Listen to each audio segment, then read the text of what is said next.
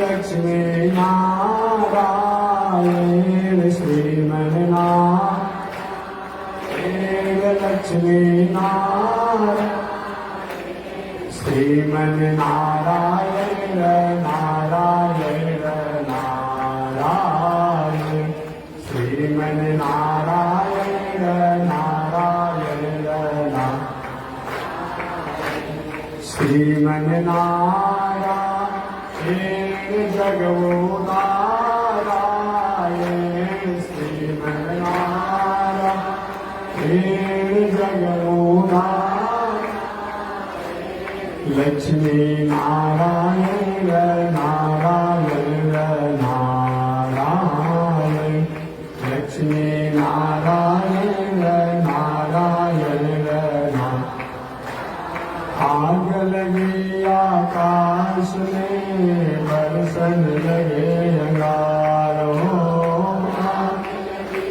आकाश में बरसन लगे संत नहीं होते जग में तो जग भर का संसार संत नहीं होते जग में तो जग भर का संसार श्रीमन्नारायण नारायण नारायण श्रीमन्नारायण नारायण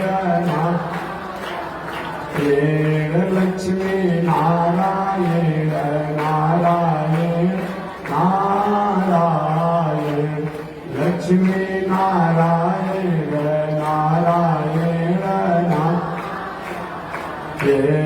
तनि देखी रघुनाथ जी हमारे तनि देखी रघुनाथ जी तनिता की रघुनाथ जी हमारे ओरिया तनिता की रघुनाथ जी बरसर में आके रहुआ तड़का के मरनी बगसर में आके रहुआ तड़का के मर गौतम नारी अहिल्या के करनी गौतम नारी अहिल्या के करन देखी रघुनाथ जी हमारी ओरिया तनि देखी रघुनाथ जी हमारी श्रीमन्नारायण नारायण नारायण श्रीमन्नारायण नारायण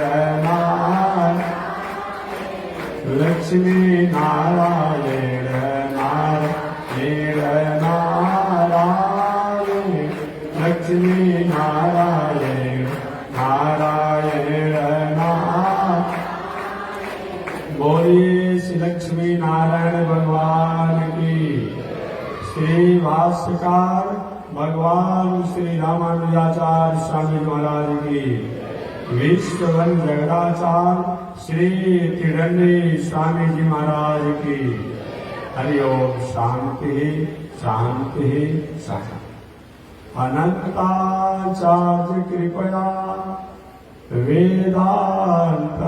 वेदान्तद्वयपारगं रामकृष्णाङ्घ्रिसजभक्तं विश्वक्सेन मुनिं भजे काषायमयज्ञसूत्रं शुचिवपुषि तथा चोर्ध्वपुण्ड्रं च भाले यस्यास्ते दक्षहस्ते कलिकुमतिगिरीन्द्रेन्द्रवज्रं त्रिदण्डं संसाराग्नि प्रशान्त्यै धृतजलममलं दारुपात्रं पवित्रं श्रीविश्वक्सेन सूरे पदकमलयुग श्रेयसे संश्रयामि लक्ष्मीनाथ समारम्भा नाथयामुन मध्यमा अस्मदाचार्यपर्यन्तां वन्दे गुरुपरम्परां।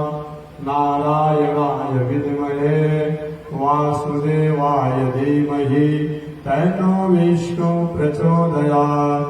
महालक्ष्म्यै च विद्महे विष्णुपत्न्यै च धीमहि तन्नो लक्ष्मी प्रचोदयात्। तन्नो लक्ष्मी प्रचोदयात्। परमाराध्य श्री लक्ष्मी नारायण भगवान नित्य वंदनीय पूज्य गुरुदेव श्री त्रिदंडी स्वामी जी महाराज के जुगल चरणों में कोटि नमन।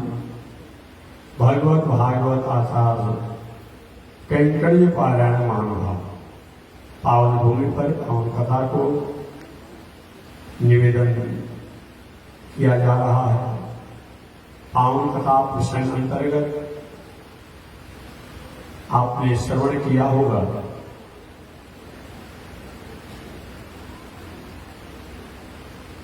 हरिद्वार का पावन है, सुखदान का पावन क्षेत्र है, जहां हजारों हजारों की संख्या में संत महात्मा ऋषि लोग एकत्रित हैं।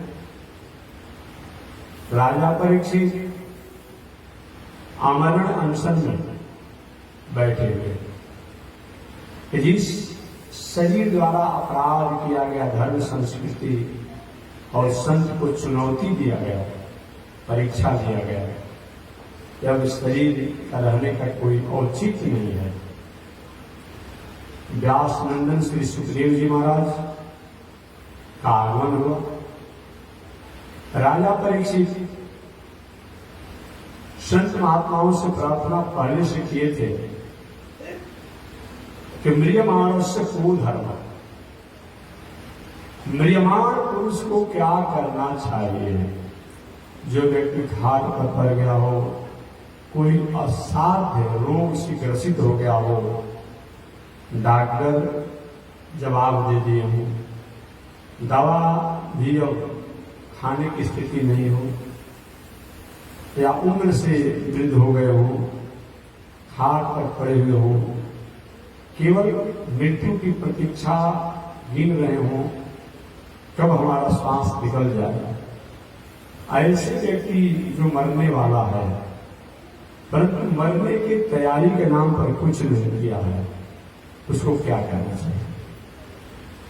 जीवन में जब होश हवास में थे, मरने की तैयारी का मतलब जीवन में जब स्वस्थ थे, होश हवास में थे, अपने जोश में थे, अपने युवावस्था में थे, अपनी जवानी में थे, तो उन्होंने रात को रात नहीं समझा, दिन को दिन नहीं समझा और धर्म को हमेशा इग्नोर करते रह गए, प्रतिकार करते रह गए, उसको बहुत ध्यान नहीं दिया। ऐसा व्यक्ति जो मरने की तैयारी कुछ नहीं किया, तैयारी के नाम पर मरना निश्चित है, खाट पर पड़ा हुआ हो, कुछ दिन का मेहमान हो, उसको क्या करना चाहिए।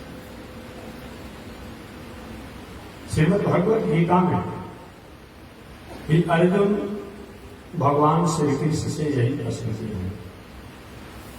इंद्रियार्थेषु वैराग्यम अनहंकार एव च जन्म मृत्यु जरा व्याधि दुख दोषान दर्शन।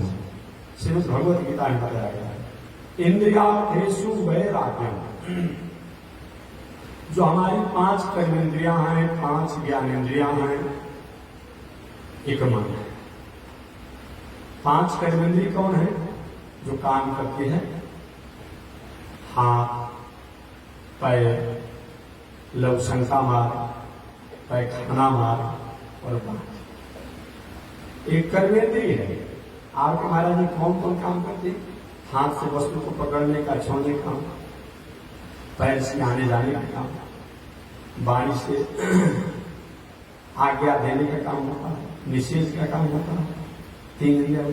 पैखाना मार हमारे शरीर द्वारा जो अन्न फल फूल खाया जाता है, तो सूक्ष्म रूप में तो शरीर में एनर्जी ताकत के रूप में हो जाती है, और उसका कुछ अवशेष जो रहता है वो पैखाना मार्ग उस अवयव को बाहर निकालता है। जल इत्यादि या जो भी फल अन्न खाते हैं तो एनर्जी के रूप में तो शरीर में होता है। जलीय पदार्थ पेशाब इंद्रिय के द्वारा बाहर निकलता है। सृष्टि का कारण भी है, सृष्टि का कारण भी है पेशाब इंद्रिय। ऐसे ही कर्मेंद्रिय है। कौन कौन कर्मेंद्रिय हुआ? हाथ, पैर, लवशंका मार्ग, पैखाना मार्ग और बात। 5 कर्मेंद्रिय और 5 ज्ञानेंद्रिय हैं जो ज्ञान का काम कराता है। आंख, कान, नाक, जीभ, चमड़ा जो है, ये 5 ज्ञानेंद्रिय है। आंख जो है लाल, पीला, हरा, दूर नजदीक अपना पराया का अनुभव ज्ञान कराता है। कान जो है बुरा भला शब्दों का ज्ञान कराता है। नाक जो है सुगंध दुर्गंध का ज्ञान कराता है। 3 इंद्रिय हो गया। जीभ जो है स्वाद का अनुभव कराता है। खट्टा है, मीठा है, तीता है, कड़वा है, कसा है, ये ज्ञान कराता है। और क्या है? चमड़ा। एक चमड़ा जो है ये भी स्पर्श का अनुभव कराता है। रास्ते में जा रहे हैं और अचानक 25 वर्ष का शत्रु अचानक भीड़ भड़का हो जाकर उससे फिर टकरा गया। अब ये भी नेत्र पड़ा है, इस दुष्ट को यही जगह था, अलग से नहीं जा सकता था और भीतर से रुआ पूरा खड़ा है। 25 वर्ष का संयोग है, लेकिन जीवनी शरीर स्पर्श किया तो आप भीतर से आवेश हो सकते हैं। आज कहीं रास्ते में जा रहे हो, 40 वर्ष का पुराना मित्र हो, 40 वर्ष के अचानक गए, भीड़ भड़का था, धक्का धुक्की हो गया।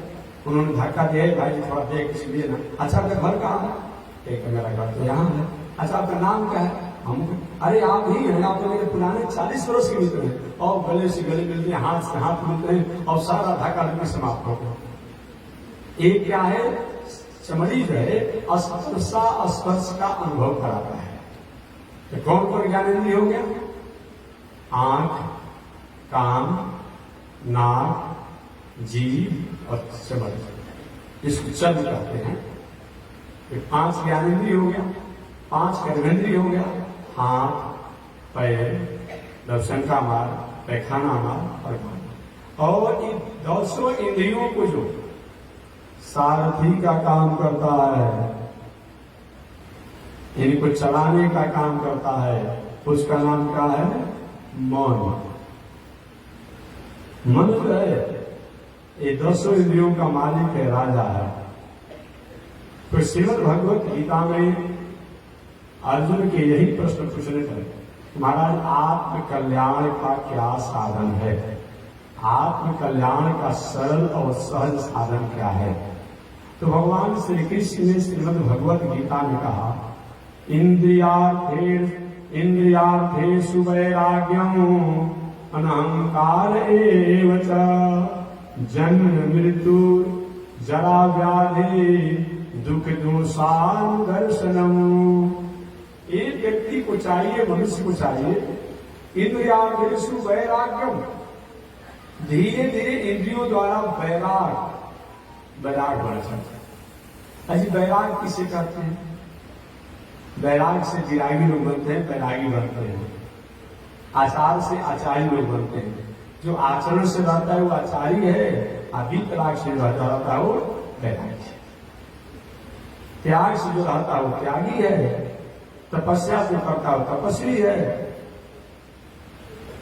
तो इंद्रियार्थेषु वैराग्यम, इंद्रियों द्वारा धीरे धीरे वैराग होना चाहिए।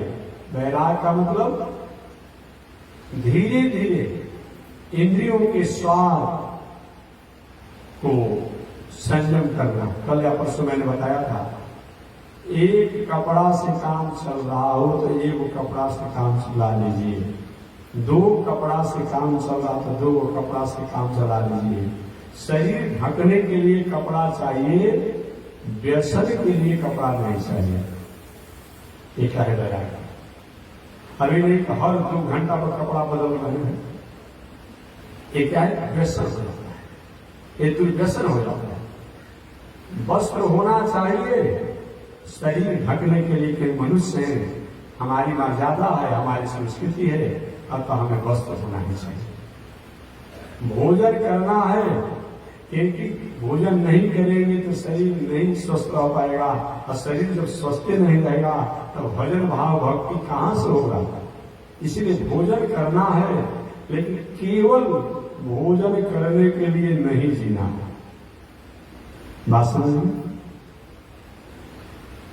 अभी हम लोग कभी कभी अच्छी अच्छी ट्रेनों की यात्रा करते हैं, चाहे जहाज की जना पर कम कर दिए हैं, देखते हैं जो अपने घर पर एक बार भोजन करता है, 2 बार, तो जब कहीं अच्छी ट्रेनों की यात्रा करता है, तो मैंने एक ट्रेन से यात्रा किया, हर 15 मिनट पर आ रहा था आइटम, और पूरे यात्रा समय भोजन में बीत गया, पूरे यात्रा भोजन में बीत गया।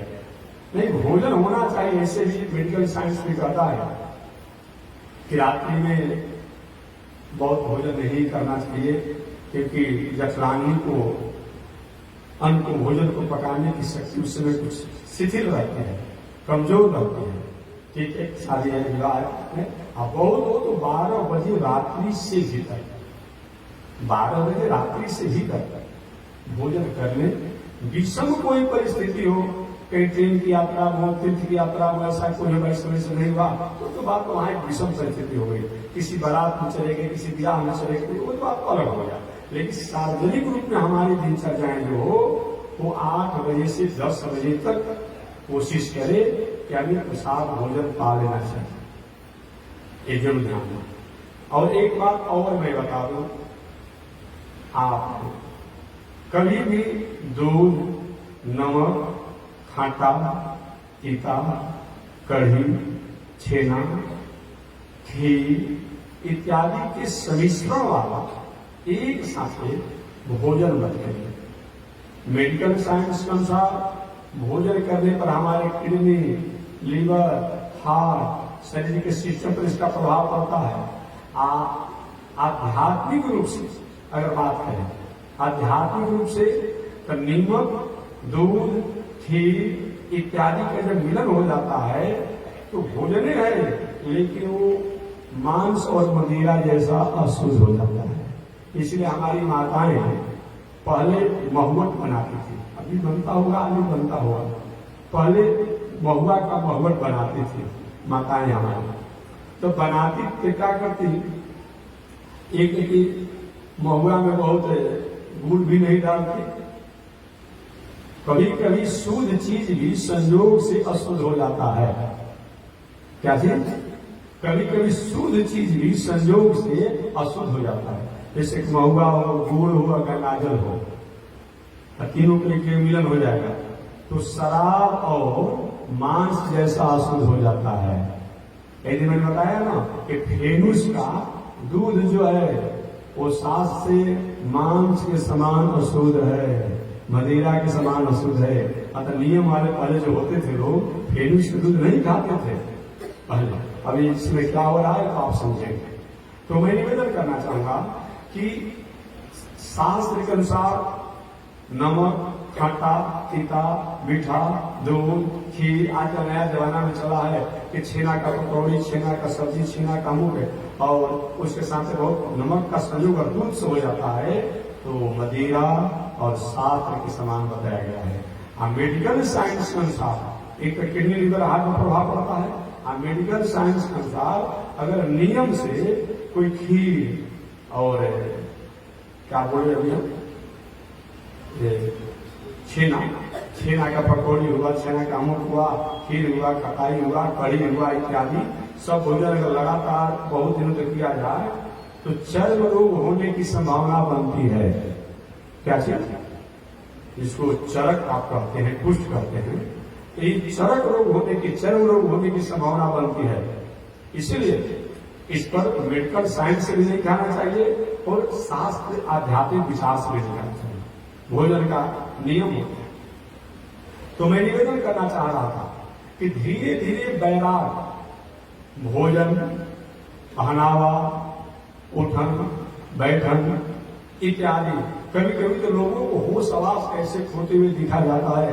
बारात में, ब्याह में जाता है वही व्यक्ति श्राद्ध भी करेगा, नवरात्र भी करेगा, छठ भी करेगा, सब करता है। कहीं विवाह बारात में जाता है, कहीं नृत्य इत्यादि होता है ना। अब देखिए उसका मौसम कैसा है, रुपया लुटाने लगता है।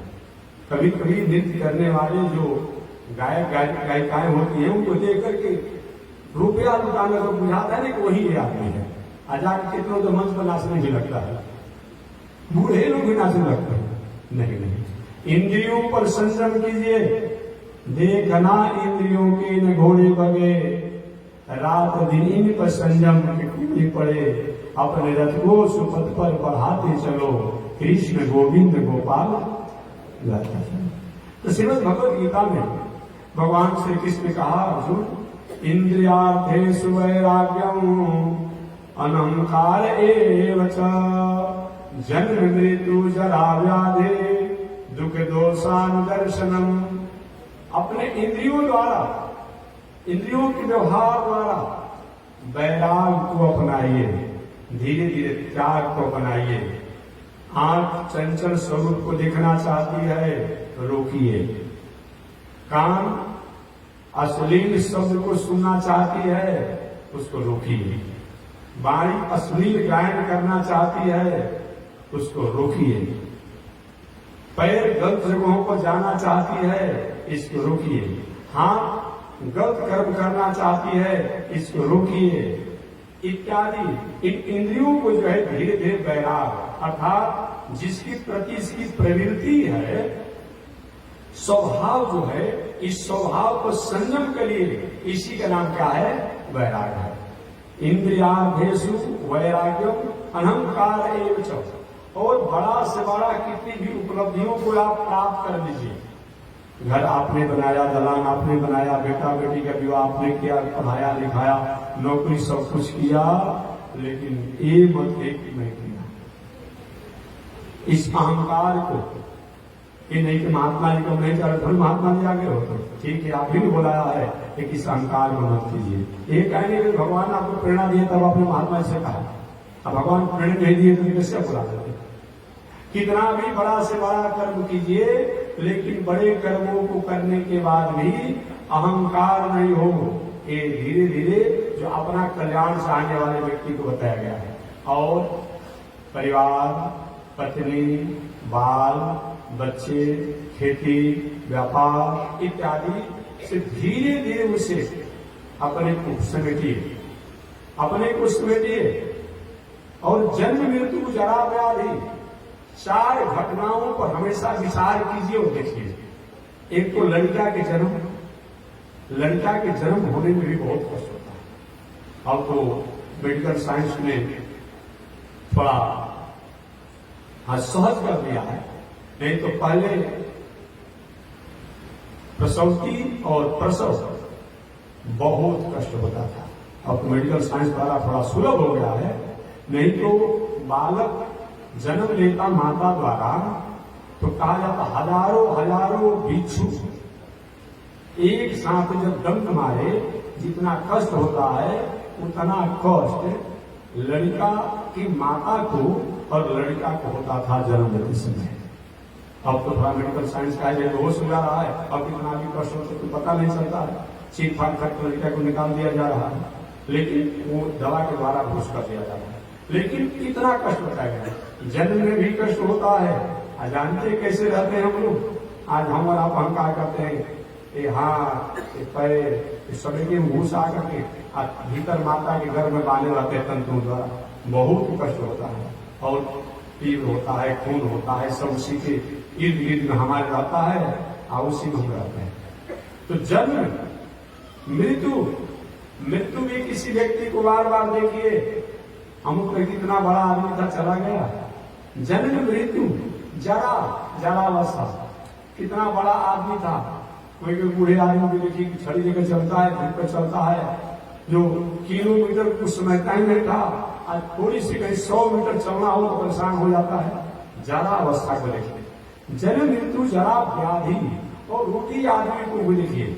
इन चारों घटनाओं को देखने से, चारों पर अनुसंधान करने से, चारों पर चिंतन करने से, चारों पर विचार करने से, और दुनिया में हमेशा सुख में भी दुख का अनुभव कीजिए। दुख दोषान दर्शनम, हमेशा संसार में कितना भी सुख हो कितना भी हो, लेकिन दोष अनुभव कीजिए। इससे होगा क्या कि धीरे धीरे दुनिया से आसक्ति हमारी कम हो जाएगी। ये श्रीमद् भगवत गीता में भगवान श्री कृष्ण ने कहा। यही बातों को सुखदेव जी सुखताल क्षेत्र में राजा परीक्षित के सामने हजारों हजारों संत महात्माओं की उपस्थिति में कह रहे हैं। देखिए, पहले मैं एक निवेदन करूंगा, सही माने में कि भागवत कथा जो है ये कहां हो रही है? नैमिषारण्य में। इस बात को भूलिएगा मत, पूरे भागवत सुनने में सही में भागवत कथा जो हो रही है कहां हो रही है? नैमिषारण्य में। 88,000 ऋषि लोग व्यास जी के शिष्य सूत जी कथा सुना रहे हैं, सौनक जी मुख्य जजमान बनकर सुन रहे हैं। तब कथा सुनाते सुनाते सुनाते सुनाते सूत जी ने कहा कि ऋषियों, मैं आप लोगों को वही कथा सुनाऊंगा जिस कथा को बहुत पहले एक बार सुखदेव जी ने राजा परीक्षित को सुनाई थी। तो सौनक जी ने पूछ दिया, महाराज कि सुखदेव जी कौन है, राजा परीक्षित कौन है, और सुखदेव जी ने राजा परीक्षित कैसे कथा सुनाया? तब पुनः वो सुखदेव और राजा परीक्षित का संवाद शुरू हो गया। वस्तुतः कथा कहाँ हो रही है? नैमिषारण्य में, लेकिन एक कथा पहले हो चुके उसी घटना को बता रहे हैं। तो चलिए, सूत जी कहते हैं कि जब सुखदेव जी शुक्र क्षेत्र में आए, राजा परीक्षित अमर अनशन में बैठे, हजारों हजारों संत महात्मा लोग राजा परीक्षित के मंगल और कल्याण की भावना से थे। राजा परीक्षित ने कहा, प्रभु ये बताया जाए, म्रियमाणस को धर्म, म्रियमाण पुरुष का क्या धर्म होता है? जो मरने की तैयारी नहीं किया है, मरना निश्चित है, उसको क्या करना चाहिए? श्री सुखदेव जी ने कहा, परीक्षित बैठने का भी समय नहीं दिया, अभी आए यही बैठे और प्रश्नों की झड़ लगा दिया तुमने। राजा परीक्षित के गुरु जी, आप जैसे संत लोग अगर कहीं रुक जाए या बैठ जाए तो दुनिया का मंगल होगा। आप जैसे संत तो घूमते ही रहते हैं।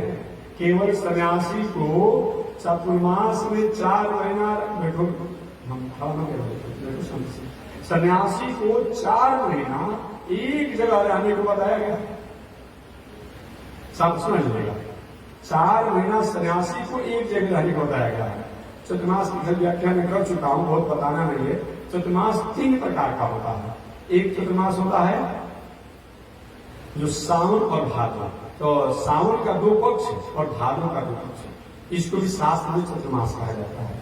आए वो हरिशही से जो उठान, मान आषाढ़ शुक्ल एकादशी से कार्तिक शुक्ल एकादशी तक, वो भी चतुर्मास है। एक चतुर्मास जो होता है जो आप लोग ने हमें यहाँ बैठाया है, यहाँ पर जेठ पूर्णिमा, माने जिसको आषाढ़ सावन भादो, ये 4 महीना, ये 4 प्रकार के 3 प्रकार के चतुर्मास का शास्त्रों में वर्णन है। समझिए, तो सन्यासी को केवल 4 महीना चतुर्मास में एक जगह रहना चाहिए। एकत्र चतुरो मासा अष्टमासा विहारस्तु, 8 महीना संत महात्मा ज्ञानी को दुनिया में घूमना चाहिए। कहीं 3 दिन, कहीं 5 दिन, कहीं 7 दिन, कहीं 10 दिन। शरीर अस्वस्थ हो, आसक्त हो तो शरीर की अनुकूलता अनुसार भी रह सकते हैं, लेकिन नियम है कि कम से कम 1 दिन। छोटा गांव हो तो वहां 1 दिन रहना चाहिए, उससे कुछ बड़ा गांव हो तो 2 दिन रहना चाहिए, उससे और कुछ बड़ा गांव हो तो 3 दिन रहना चाहिए, उससे और बड़ा गांव हो तो 5 दिन रहना चाहिए। और सब रात नगरे बसे, क्या चाहिए? सब रात 7 रात में 7 दिन नगर में रहना चाहिए। नगर माने जहाँ हर समष्टि समुदाय के और बड़ा बस्ती हो, वहां रहना चाहिए। इस प्रकार संत महात्मा को बताया गया है। अब बाकी अस्वस्थ अवस्था में, आसक्त अवस्था में, विषम परिस्थिति में, देश काल की परिस्थिति के अनुसार जैसी अनुकूलता हो वैसे रहे, बाकी अन्यथा घूमते रहे। चरयिताम चरयिताम चरयिताम, हमेशा चलते रहे, हमेशा चलते रहे, हमेशा चलते रहे, यही बताया। राजा परीक्षित ने सुग्रीव जी जो कहे कि परीक्षित अभी हमको बैठने का समय नहीं दिया, बहुत समय नहीं हुआ, आप तो प्रश्नों की झड़ी लगा दिया।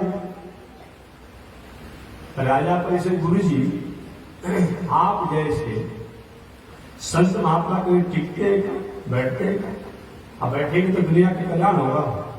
देखिए भगवान का 3 स्वरूप है, भगवान का 3 स्वरूप है। एक स्वरूप क्या है? वैकुंठ में रहते हैं, वैकुंठ में जो भगवान रहते हैं।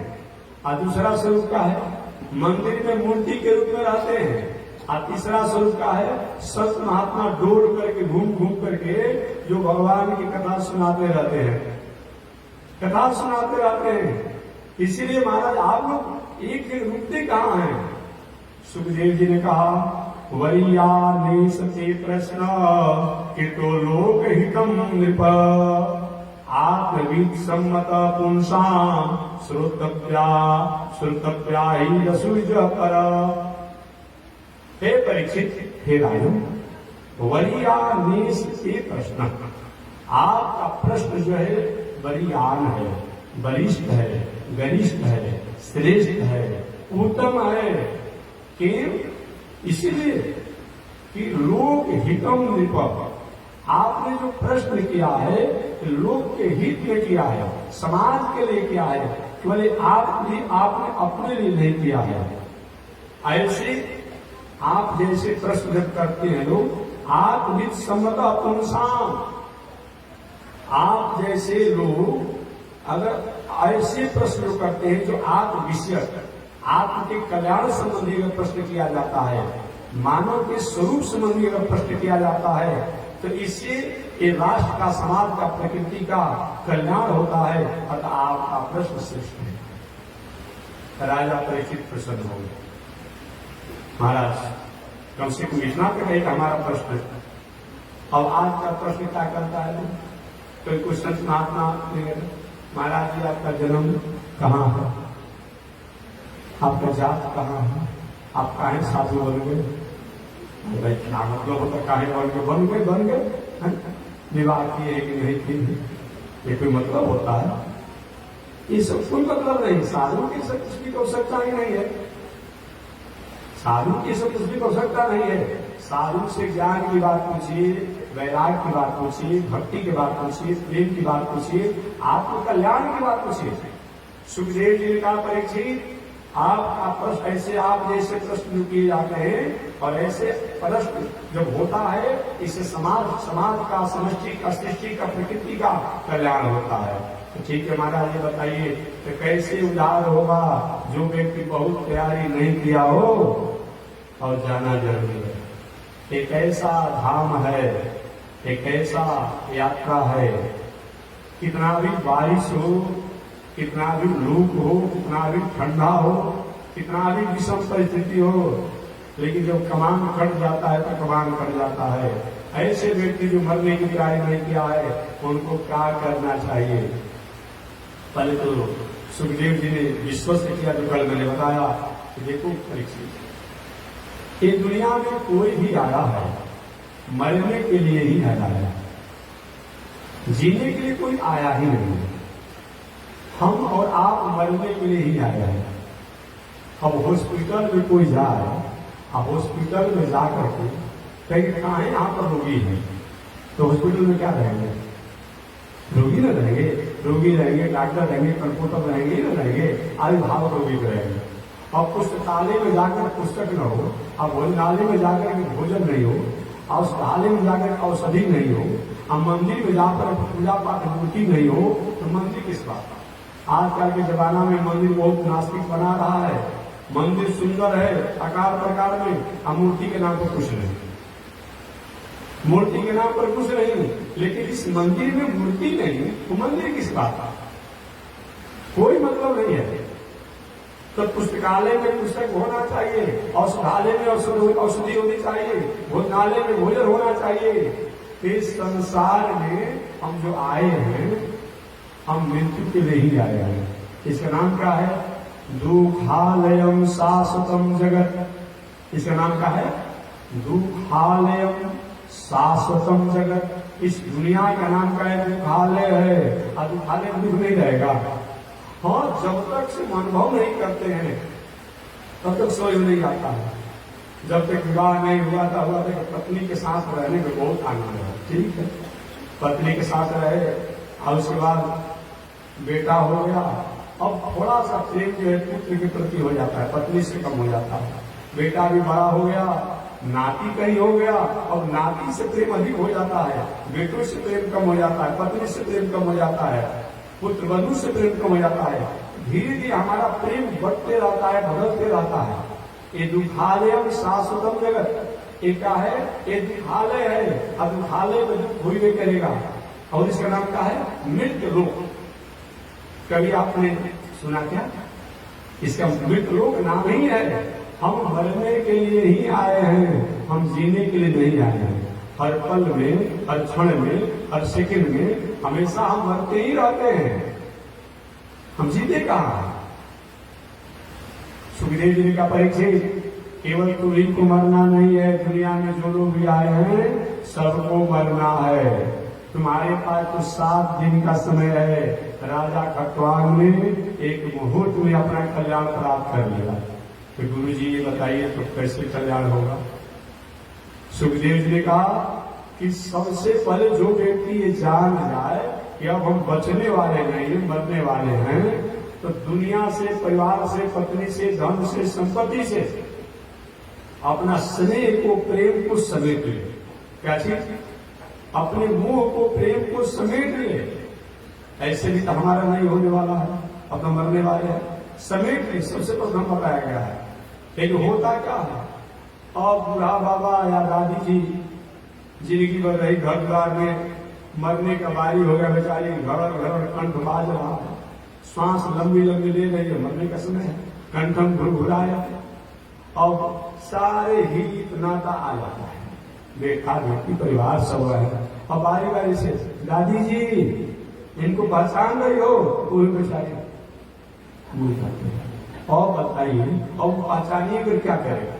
हम पूछना चाहते हैं, बता दें। और पहचान करके क्या करेगी?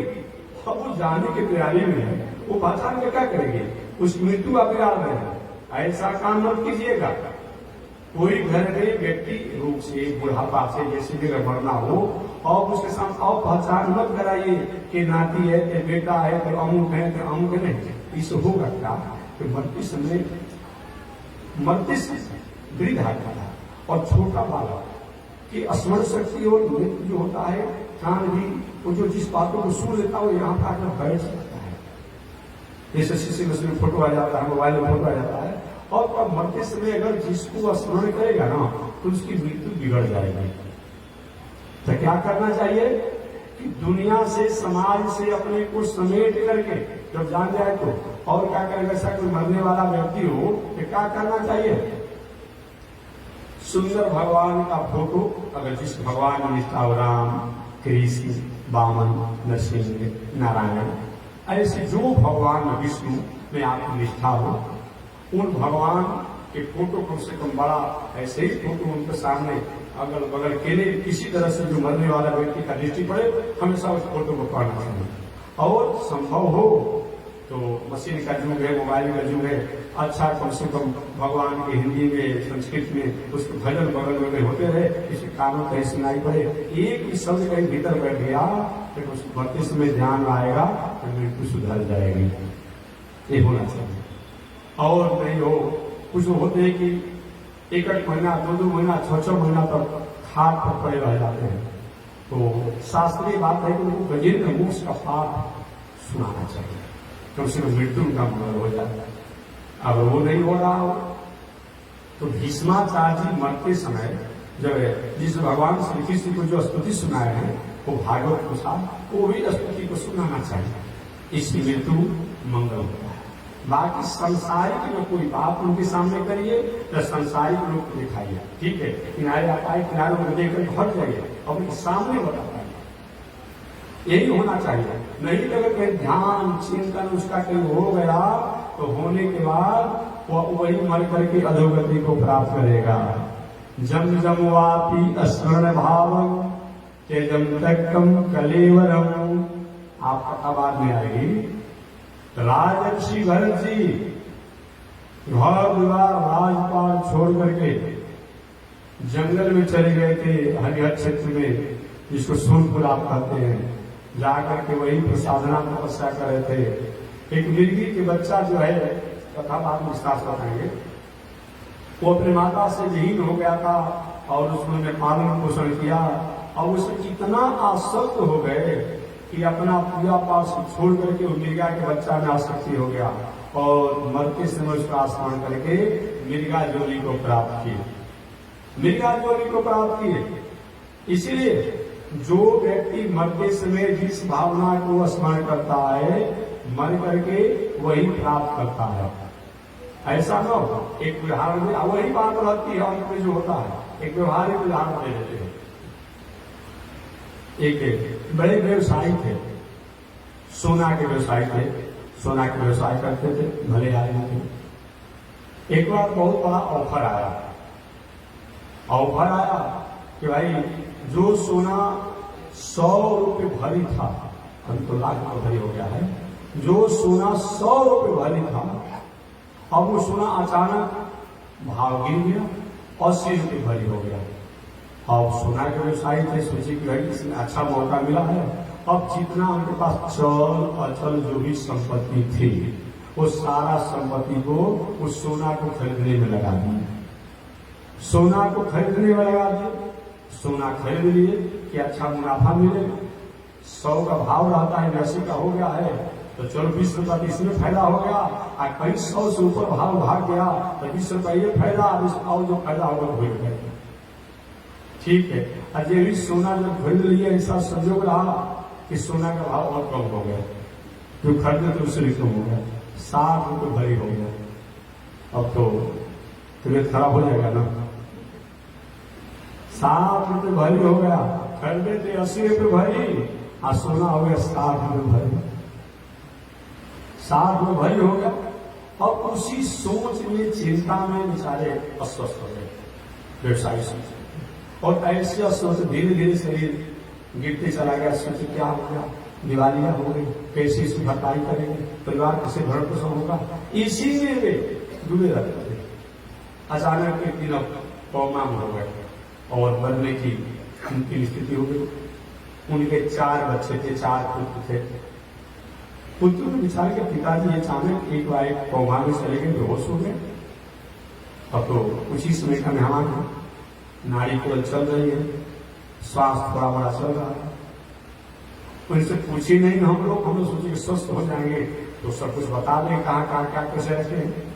पूछे, बताए नहीं कि कहाँ कहाँ संपत्ति और रहते हैं, कौन क्या क्या है। देखिए, सबसे प्रथम शत्रु अगर किसी का है, अभिभावकों का, माता का, पिता का, दादा का, दादी का, अपने परिवार को। अगर कोई कुछ किसी को नहीं बताया तो हमेशा शंका बना रहता, हो सकता है बड़ा भाई कभी नहीं मिली है, फिर कहीं छुपा कर ही रखे हैं, हमेशा उसको शंका बना रहता है। और चारों भाइयों ने कहा भाई जो किए छुट्टी है, चलो कम से कम पिता है, हम लोग पुत्र हैं, इस फर्ज बनता है इनको कम से कम जब तक श्वास रहे दवाई करनी चाहिए। चारों भाई ने आपस में चंदा किया, रुपया एकत्रित किया और अच्छे डॉक्टर को बुलाया। एक डॉक्टर साहब पिताजी तो समझ गए हम लोग जीने वाले नहीं, हम मरे गए, लेकिन एक बार बोल देते तो कम से कम पूछ लेते कि पिताजी ये कहाँ पैसा और कुछ रखे हैं, क्या कहाँ संपत्ति रखे हैं। डॉक्टर ने देखे मैं गारंटी तो नहीं लूंगा, लेकिन मैं दवा करूंगा। और डॉक्टर साहब ने दवा किया और दवा किया तो दवा का प्रभाव क्या हुआ, इस संयोग से उनको 105 डिग्री बुखार हो गया। अब समझिए 105 डिग्री बुखार में क्या होता है, ऐसे में कुछ अकबर में बोलना शुरू करते हैं बहुत। 105 डिग्री बुखार हो गया। अब डॉक्टर साहब बार बार जांच कर रहे हैं, देख रहे हैं, अरे क्या हो गया भाई, बहुत बहुत ठीक काम लग रहा है। चारों बेटा चारों एक पैर की तरफ दूसरे पैर की तरफ, एक सिर की तरफ दूसरे से खड़े खड़े। हो सकता है पिताजी एक शब्द भी बोल देंगे तो बस हम काम हो जाएगा। अचानक 105 डिग्री बुखार हुआ और नेत्र खुल गई। कोमा जो था वो कोमा हट गया और नेत्र खुला। देखने अब पुत्र करे भाई पिताजी तो आंख खोल दिए, ज्यादा दवा फायदा कर गया। डॉक्टर साहब 105 डिग्री बुखार है, बहुत बोलिए। अब तो अरे यहाँ कैसे खड़े हो तुम लोग? वो व्यवसायी ने कहा यहाँ कैसे खड़े हो तुम? चारों के चारों भाई वहीं पर हो, क्या बात है? पुत्रों ने कहा पिताजी कुछ देर तक थोड़ा थम जाइए, रुक जाइए, अभी थम जाइए, रुक जाइए, अभी आपको 105 डिग्री बुखार है, बाद में आप सब बात करेंगे। उसी समय मुझको समझ में आया कि सोना के व्यापार करते समय घाटा लगा था। 100 रुपये सोना था, बाद में कम होकर 80 रुपये हो गया था। 80 रुपये को लिए थे और लेने के बाद 60 रुपये हो गया। इनको पुत्र पूछ रहे पिताजी, जो सोना का भाव पहले 100 रुपये था, जो आपने 80 रुपये लिया था और लेने के बाद 60 रुपये हो गया, अभी सोना का भाव जो 105 रुपये भरी हो गया है, क्या आदेश है? क्या सोना को बेच दे के रखे रहे? ये उनके दिमाग में बात, 105 डिग्री बुखार लगा था तो उनका 105 डिग्री बुखार है, लेकिन उनको समझ रहे कि सोना का भाव बढ़ाएगा, बढ़ा हुआ आदेश होता था लेने। अब वो कहते हैं बेच दो, बेच दो, बेच दो, यही कह करके उम्र है। अंत में हम जो स्मरण करेंगे वही हमारे साथ होगा। इसीलिए जब जब वापी स्मरण भाव जब तक तम कलेवरम, मरते समय सुखदेव कहते परीक्षित, जो व्यक्ति मरने की तैयारी नहीं किया हो, मरना निश्चित हो, दादा हो, दादी हो, पिता हो, आदि हो, जो भी हो, अपने चाहे जवानी अवस्था में, मरने की अवस्था में हो गया हो कारण या वृद्धावस्था में हो, दुनिया से सारे चीजों को उनको समेट करके और उनको एकमात्र जिन परमात्मा में उनका चिंतन ध्यान मनन होता हो उनमें उनको लगाइए और लगा करके उनको जीता सुनो जित श्वासो जित संगो जितेन्द्रिया अस्थूले भगवतो रूपे मन संधारे धिया। जित श्वास हो, अपने आसन को जो व्यक्ति जान जाएगा वे बहुत दिन जीना होना नहीं है, उसको अपना बैठकबाजी शुरू कर लेना चाहिए। बैठकबाजी समझते हैं ना, उठन बैठक जो है 6 घंटा मंदिर में जाकर के स्तुति करते हैं, इसका कोई मतलब नहीं है। लेकिन 5-10 मिनट में कहीं गलत व्यक्तियों का संग हुआ तो भटकने और बिगड़ने की संभावना बन सकती है। इसीलिए अपना बैठकबाजी आसन पवित्र होना चाहिए। जीत आसनो, जीत श्वासो, और श्वास भी हमारा श्वास जो चलता है मन वाणी शरीर से, किसी की अहित और अनिष्ट की भावना मत सोचे। कहीं कोई व्यक्ति गलती किया, डांट दीजिए, फटकार दीजिए, डांटिए, फटकारिए, अनुशासन कीजिए, लेकिन अहित की भावना मत कीजिए। कभी कोई संत हो, कोई गलती का वो श्राप देने लगता है, और बताइए श्राप देने कैसी है? एक मनुष्य शरीर को प्राप्त कितना हम लोग तपस्या साधना करके कोई गलती किया है उसको समझाइए, बुझाइए, डांटिए, अनुशासन कीजिए, श्राप कर देंगे? ऐसा नहीं होना चाहिए। और कोई कई बार माताएं किसी को श्राप देने तो किसी बातों को लेकर के नहीं होना चाहिए। नहीं, आप डांटिए, फटकारिए, अनुशासन कीजिए, नहीं मानता उससे अपना मुंह मोड़ लीजिए, लेकिन श्राप किसी को मत दीजिए। तो जीतासन हो, सबसे पहले तो अपना आसन बैठकबाजी, रहन सहन जो है बैठकबाजी पवित्र होना चाहिए। जीतासन हो, जीत श्वास हो, और मनवाणी शरीर से किसी की ऐसा व्यवहार न हो अनिष्ट का। जीत संग हो, और संग भी को जीतिए, संग को भी जीतिए। संग का इतना बड़ा प्रभाव है, पैखाना का पिलुआ, पैखाना पर बैठने वाले जीव कहीं उड़ते हुए कमल के फूल पर गुलाब पर चला जाता है, और उस गुलाब को लेकर के अगर शंकर जी के पीढ़ी पर चढ़ा जाता है तो फूल भी चढ़ जाता है। कितना संग का फल होता है। जीतासनो, जित श्वासो, जित संगो, जितेंद्रिय, और इंद्रियों पर भी संयम कीजिए। पूजा पाठ जगराम सब कुछ हो, कुछ लोग कहते महाराज हम खाते पीते नहीं है, लेकिन कभी कभी क्लब या पार्टी में जाते हैं तो हो जाता है, हो जाता है, समझ गए ना, उल्टा खा लेते हैं, उल्टा पी लेते हैं। नहीं, आप मनुष्य एक सामाजिक प्राणी है, समाज में रहेगा, पार्टी में जाना ही पड़ेगा, भाई अनेक आगे शादी में जाना पड़ेगा। आप अपना सदगुण नहीं भी खेल रहे हैं तो वहां का दुर्गुण लेकर क्यों आ रहे हैं? जितासनो जित श्वासो जित संगो जितेन्द्रिय अस्थूले भगवतो रूपे मन संधारे दिया। और आसन पवित्र करिए, संयम कर लीजिए, मन वाणी को पवित्र कर लीजिए, संग को पवित्र कर लीजिए, इंद्रियों को पवित्र कर लीजिए और भगवान के स्वरूप में अभी हम निराकार मानते हैं। अरे निराकार है क्या भाई? जल उपवास बन करके उड़ जाता है तो निराकार हो जाता है, और वही जल जो है एक बर्फ के रूप में होता है, आकार वाला हो जाता है। निराकार का मतलब निर्गत आकार जस निराकार। क्या होता है? निर्गत आकार जस निराकार, जिनसे सारे अनंत अनंत आकार निकलते हैं। जो अनंत आकारों का जो कारण है उनको निराकार कहते हैं। ये नहीं कि कोई आकार नहीं। अरे आप रामचरितमानस और भी जहां तक कुछ पढ़ते हैं और पता है कितना बड़ा आकार होना चाहिए। एक गंधर्व ने लिखा, असित गिरी समंसा कज्जलम सिंधु पात्रम। आपने पढ़ा होगा कभी? असित गिरी समंसा कज्जलम सिंधु पात्रम। पूरे असित गिरी समंसा सातों समुद्र को सियाही बना दिया जाए, पृथ्वी को कागज बना दिया जाए, कल्प वृक्ष को कलम बना दिया जाए, और उससे भी अगर गुण लिखा जाए तो इसके गुणों को लिखा नहीं जा सकता है। तो जिसमें गुण है वो निराकार कैसे हो सकता है?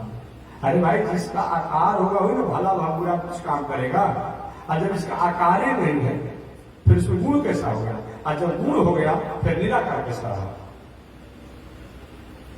इसीलिए तो दूसरा निराकार का क्या होता है कि दुनिया के लोगों के गुणों से आकार से जो ऊपर उठकर जिसका आकार हो, जो दिव्य गुणों से संपन्न हो, दिव्य आकार से संपन्न हो, निज तनु निज इच्छा निज तनु, अपनी निज इच्छा द्वारा जो अपने स्वरूप को परिवर्तन करता हो वह क्या है? निर्गुण है, वह निराकार है।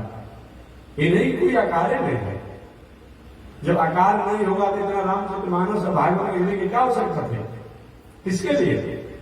इसलिए भगवान के जिस स्वरूप में आपकी निष्ठा हो, अस्थूले भगवतो रूपे मन संधारे दिया, ऐसे उस भगवान के स्वरूप को आप चिंतन हमेशा करते हैं। यही मरने वाले व्यक्ति को बताया गया है। दूसरा, जितासनो जित श्वासो जित क्रोधो जितेन्द्रिय जित आहारो जित व्यवहारो जित संगो। यही 7 वो सूत्र जीवन में होना चाहिए। सबसे पहले जित आसनो, आसन बैठकबाजी, आसन बैठकबाजी पवित्र होना चाहिए। आसन का ही प्रभाव है, उठन बैठन का प्रभाव है कि कभी कभी बुरे लोग भी अच्छे हो जाते हैं और कभी कभी अच्छे लोग भी बैठकबाजी ठीक नहीं होने से बुरे हो जाते हैं। अतः आसन पवित्र होना चाहिए। जित आसन, श्वास मन वाणी शरीर से भावना पवित्र होना। जितेंद्रिय, इंद्रियों को संयम होने वाला होना चाहिए। जितासन हो, जित श्वास हो, जित क्रोध हो, और अकारण अपना लोभ, अपना लाभ और दूसरे को नुकसान पहुंचाने के लिए क्रोध मत कीजिए। जितासन हो, जित श्वास हो, जित क्रोध हो, जितेंद्रिय, जित आहार हो, भोजन भी पवित्र होना चाहिए, और जित व्यवहार हो, और व्यवहार भी पवित्र होना चाहिए। अजित संग हो, और संग भी पवित्र होना चाहिए। ये 7 सूत्र कौन कौन? जितासनो, जित श्वासो, जित क्रोधो, जितेंद्रिय, जित आहारो, जित व्यवहारो, जित संगो। ये 7 सूत्र बताया गया है। आसन पवित्र होना, मन वाणी की भावना पवित्र होना, और अकारण किसी पर क्रोध नहीं करना। क्रोध तो करना है कि क्रोध जो सृष्टि की व्यवस्था है, क्या है? क्रोध सृष्टि की व्यवस्था है। अगर क्रोध को हटा दिया जाए अनुशासन को हटा दिया जाए तो सारे दुनिया के लोग निकम्मा बन जाएंगे। यदि खलदंड करहु नहीं तोरा तो भ्रष्ट हो सुचि मार्ग। आगे क्या है? यदि खलदंड करहु नहीं तोरा तो भ्रष्ट हो सुचि मार्ग। कहते कि यदि अनुशासन नहीं किया जाए, तुम्हारे से घर के लोग हैं तो सब के सब लोग गलत मार्ग के अधिकारी हो जाएंगे। अब घर में क्या कहता है कि हम भोजन करेंगे, रहेंगे, कपड़ा लेंगे, ये पढ़ेंगे नहीं। माता पिता क्या करते हैं, जब नहीं पढ़ोगे ना तो तुम्हारा भोजन भी बंद, कपड़ा भी बंद, रहने नहीं देंगे। जिस बेटा को लिए किसी देवी देवता किसी संत को द्वार छोड़ा नहीं, और वही बेटा कहते कि नहीं तो पढ़ोगे तो भोजन बंद कर देंगे, कपड़ा बंद कर देंगे, खर्चा नहीं देंगे। ये क्या है कि अनुशासन है। स्कूल में विद्यार्थी हैं और नहीं पढ़ रहा, अनुशासन होना चाहिए। प्रजा जो है गलत मार्ग में जा रही है, राजा को शासन करना ही चाहिए। ऐसा नहीं होगा तो सब के सब लोग गलत मार्गों के अधिकारी हो जाएंगे। इसलिए इसको क्रोध नहीं कहा जाएगा। क्रोध हमारे प्रकृति का, समष्टि का, सृष्टि का एक व्यवस्था है, ये व्यवधान नहीं है। क्या समझेगा? क्रोध जो है सृष्टि का, समष्टि का, प्रकृति का एक व्यवस्था है, सिस्टम है, व्यवधान नहीं है। हाँ, जिस क्रोध में लोभ आ जाए, जिस क्रोध में लाभ की बात आ जाए, जिस क्रोध में अपना फायदा दूसरे को नुकसान करने की बात आ जाए, वो क्रोध तो नरक को देने वाला है।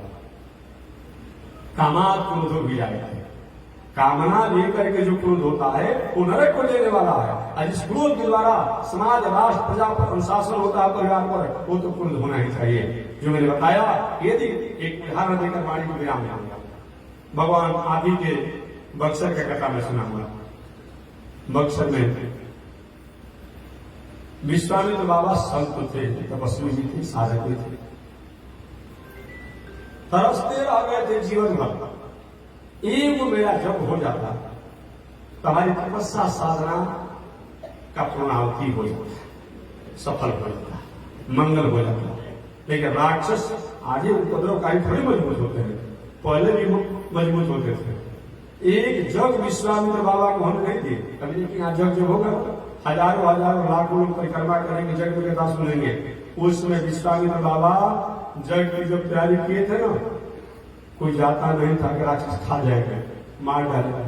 पहले जग कराने वाले किसी तरह विद्वान लोग, अब विश्वामित्र बाबा बहुत प्रयास करने के बाद जग नहीं जब न हुआ तो सोचे कि अब दूसरा कोई उपाय नहीं है, दुनिया को कल्याण करने वाले राम आए हुए हैं तो उनको ही ले आए। वही राम जी को संक्षिप्त में सुना था। राम जी को, लक्ष्मण को लेकर के विश्वामित्र बाबा बक्सर में आए। अब बक्सर में जब आए तो राम जी आज तो कोषाध्यक्ष बनने के लिए अध्यक्ष बनने में झगड़ा कर रहा है। अरे भाई, रामावतार, कृष्णावतार सेवा किया।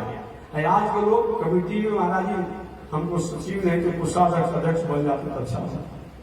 करना कुछ नहीं, आज जो नहीं देता हूं हिसाब देना चाहिए। बात समझ, देने वाला व्यक्ति देकर चला जाता है। कोई लड्डू दिया, कोई पेड़ा दिया, कोई आटा दिया, कोई चावल दिया, कोई घी दिया, कोई बेसन दिया, कोई दे रहा है, कोई भंडारा का सामान दिया, उसको हिसाब नहीं चाहिए। और जो अभी तक देगा नहीं तो उसको फिर हिसाब चाहिए। नहीं, अरे देने वाला हिसाब पूछता है तो वो अच्छा बात करता है, वही दिया है कि हमारा सामान पर खर्चा लगाया कि नहीं लगाया, और नहीं देने वाला हिसाब उसको चाहिए। ये बड़ी विचित्र बात है। राम जी कोषाध्यक्ष नहीं बने, अध्यक्ष नहीं बने, सचिव नहीं बने, आप करे मगटी रखवारी। कृष्णावतार में भगवान श्री कृष्ण अध्यक्ष नहीं बने, कोषाध्यक्ष नहीं बने, सचिव नहीं बने। ये ब्राह्मण, विद्वान, संत, महात्मा के भोजन भंडारा खिलाने का, चरणों को धोने का और उनकी सेवा करने का कार्य किए। तभी तो भगवान आज बने हुए हैं, राम जी बने हुए हैं। तो मैं निवेदन करना चाहता हूं, भगवान श्री राम बक्सर में आए, विश्वामित्र बाबा जजमान थे और इस लोग सुहासता करते, जगशाला में कोई परिक्रमा करने वाला नहीं था। राक्षस भय था ना, आहुति हो रही थी। 5 दिन योग बीत गया था, आराम लक्ष्मण पहारा दे रहे थे। पहारा दे, आप करे मठ की रखवारी, जग के परिक्रमा और जग की रखवारी करके राक्षस आकर बाधा में पहुंचा गया।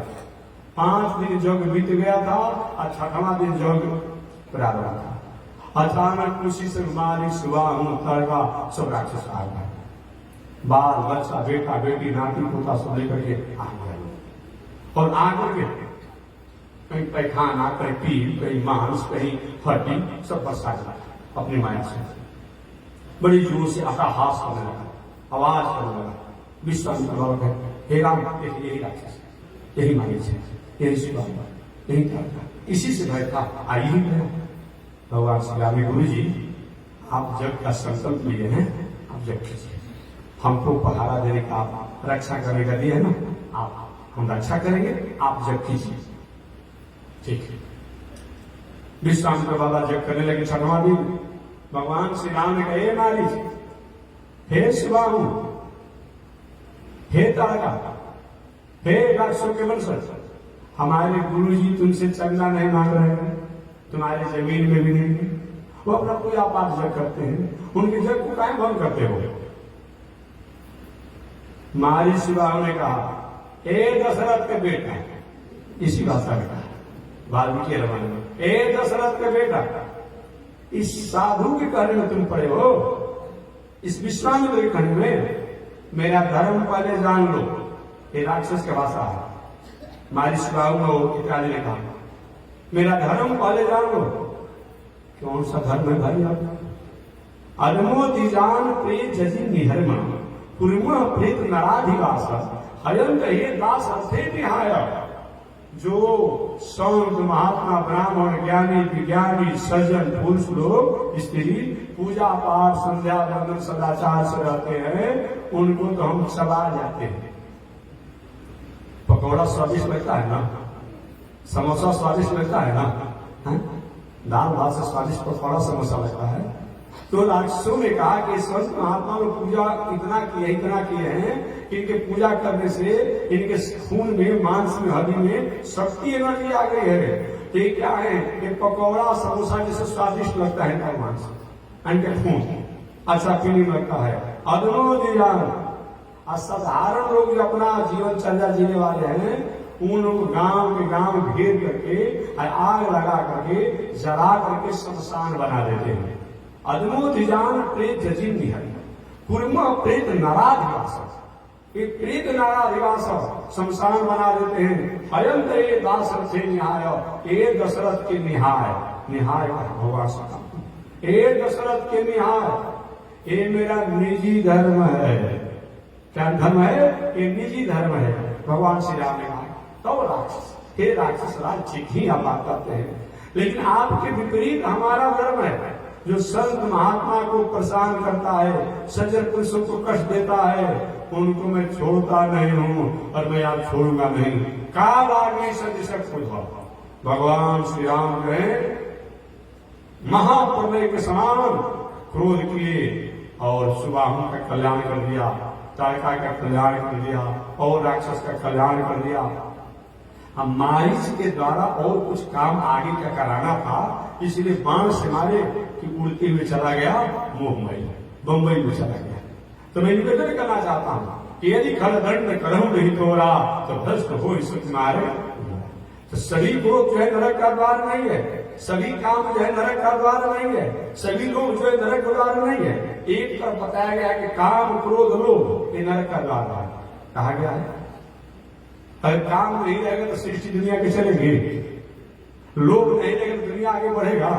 आपने कहीं 1000-2000 रुपये लगाया होगा तो इच्छा होगी कम से कम 10-20 हजार का खेत में खर्चा होना चाहिए। अगर कहीं आपने 5-10 किलो बिया डाला होगा खेत में तो उसे चाहेंगे कि क्विंटल हमारा उपज हो जाए। तो लोग तो सब चाहता है। कहीं व्यापार में आपने लाख रुपया लगाया तो चाहते हैं 2 लाख खर्चा हो जाए। बिना लोभ का दुनिया चलेगा? अब बिना काम का दुनिया चलेगा? अरे भाई, अगर काम न हो तो सृष्टि का विस्तार कैसे होगा? तो सभी काम जो है नरक का द्वार नहीं है, सभी लोग जो है नरक का द्वार नहीं है, और सभी क्रोध जो है नरक का द्वार नहीं है। कौन काम नरक का द्वार है? अपनी पत्नी अपना विवाह करके, आप पत्नी की मर्यादा से भटक करके कहीं जाकर के चंचल वेश्याओं या ऐसे वेश्यावृत्ति करने वाली के साथ जो अपना दिनचर्या आप लगा देते हैं, तो वहां पर चाहे कितना भी त्रिकाल संध्या करने वाली हो, आपकी पत्नी जो है एक यानी भले स्नान करने वाली हो, और ऐसा उससे कहीं आपका संबंध रहेगा तो चाहे सब कुछ कर लीजिए, लेकिन आप नरक के अधिकारी हैं। बात समझ गए ना जी? तो सभी काम जो है नरक का तो नहीं है, सभी काम नरक का नहीं है। अगर वैदिक परंपरा अनुसार अपना कुल, अपना गोत्र, अपना खानदान और अपना नारी बड़ा करते, नारी नहीं होना चाहिए विवाह शादी में, कुल, गोत्र, खानदान, नारी, ये सब बड़ा करके और अपने जात में विवाह करिए, और उससे जो लड़का लड़की, बेटा बेटी जो होगा, संतान होगा, ऐसा उनको संस्कार दीजिए, शिक्षा दीजिए, समय से उनका भी विवाह शादी कीजिए। ऐसा अगर हम करते हैं कि मोक्ष देने वाला है, मोक्ष देने वाला है, ये काम नरक को देने वाला नहीं है। अब वही जाकर विश्वास के यहाँ कहीं उसके यहाँ बाल बच्चा जन्मा देंगे तो नरक देने वाला है। सभी काम जो है नरक को देने वाला नहीं है, सभी जो है लोभ नरक को देने वाला नहीं है। आप लोभ करके भगवान हमारा खेती व्यापार नौकरी से इतना धन हो, इतना धन हो, हम स्कूल बना दे, कॉलेज बना दे, अस्पताल बना दे, किसी कन्याओं का विवाह कर दे, किसी गरीब लड़की को विवाह कर दे, किसी गरीब लड़का को हम पढ़ाएं लिखाएं, किसी को दवा करें, किसी अनाथालय बना दे, गौशाला की सेवा करें। ऐसा अगर होता है, धन होता है, तो करते थे लोभ जो है नरक को देने वाला नहीं है। सभी क्रोध, जिस क्रोध के द्वारा समाज, प्रकृति, समष्टि, सृष्टि और प्रजा पर अनुशासन होता है, वो क्रोध भी नरक को देने वाला नहीं है। तो 7 को सूत्र होना चाहिए। जितासनो, जित श्वासो, जित क्रोधो, जितेन्द्रिय, इंद्रियों को भी जीतने वाला होना चाहिए। अस्थूले जितासनो, जित श्वासो, जित क्रोधो, जितेन्द्रिय, जित आहारो, भोजन भी पवित्र होना चाहिए, जित व्यवहारो, व्यवहार भी पवित्र होना चाहिए, और जित संगो, और संग भी पवित्र होना चाहिए। ये 7 वो सूत्र अगर मनुष्य के जीवन में आ जाए तो मनुष्य अपने मृत्यु को सुधार लेता है, मंगल को प्राप्त करता है। आगे राजा अपने से गुरु जी, ये स्थिति कैसे बनेगी, ये स्थिति कैसे बनेगी, हमारा सेंटिमेंटल कैसे बनेगा, मनोदशा कैसी वहां रुझान होगी, इसके लिए तो योग करना पड़ेगा। और योग में अष्टांग योग, योग 4 प्रकार का होता है, मंत्र योग, लय योग, हठ योग, राग योग। इसकी व्याख्या कल मैं करूंगा। योग का सहारा लेना पड़ेगा, जब तक योग का सहारा नहीं लेंगे तब तक से हमारा कल्याण नहीं होगा। तो कल शेष चर्चा योग पर मैं करूंगा, जो सुखदेव जी महाराज ने किया है। आज इसी के साथ वाणी विराम। एक बार भगवान का नाम ले, आगे परमात्मा की जय शिक्षा। श्रीमन नारायण लक्ष्मी नारायण, श्रीमन नारायण लक्ष्मी नारायण, श्रीमन नारायण नारायण नारायण, श्रीमन नारायण नारायण नारायण, श्रीमन नारायण जगो नारायण, श्रीमन नारायण जगो नारायण, लक्ष्मी नारायण नारायण नारायण, लक्ष्मी नारायण नारायण। बोलिए श्री लक्ष्मी नारायण भगवान की, विश्व जगदाचार्य श्री दंडी स्वामी महाराज की नारायण।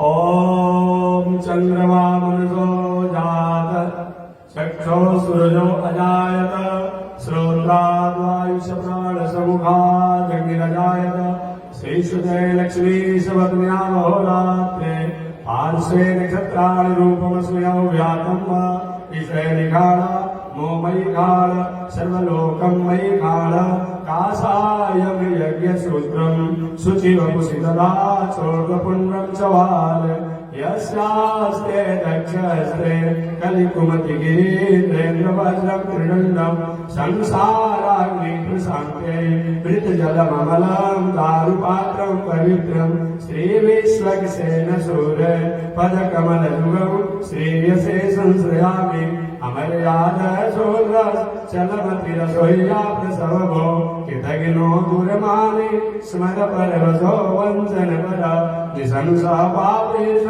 कथमाविधो दुर्गजलदे प्रपारादोत्रेणस तव परिचरेयं शरणयो लक्ष्मीनारायण भगवान की विश्व जगदाचार्य श्री त्रिदंडी स्वामी जी महाराज की हरि ओम शांति शांति शांति।